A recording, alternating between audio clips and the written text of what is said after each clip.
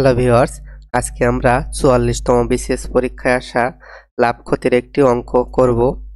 অঙ্কে বলছে ক্রয় মূল্য বিক্রয় মূল্যর দ্বিগুণ হলে শতকরা লাভ বা ক্ষতির পরিমাণ কত।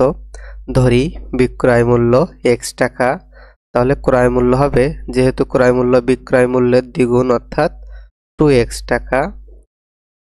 এখন এখানে ক্রয় মূল্য 2x এবং বিক্রয় মূল্য আমরা পেয়েছি x টাকা।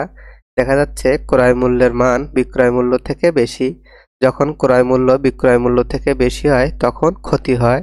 তাহলে ক্ষতি সমান ক্রয় মূল্য বিয়োগ বিক্রয় মূল্য। ক্রয় মূল্য 2x এবং বিক্রয় মূল্য x, 2x থেকে x বিয়োগ দিলে আমরা পাবো x টাকা। আমাদের প্রশ্নে শতকরা ক্ষতির মান বের করতে হবে। তাহলে শতকরা ক্ষতি সমান মোট ক্ষতি ভাগ ক্রয় মূল্য।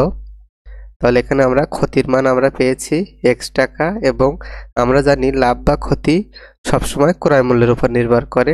এখানে ক্রয় মূল্য 2x টাকা, x ভাগ 2x গুণ 100% হবে, যেহেতু প্রশ্নে শতকরা ক্ষতির মান বের করতে বলা হয়েছে।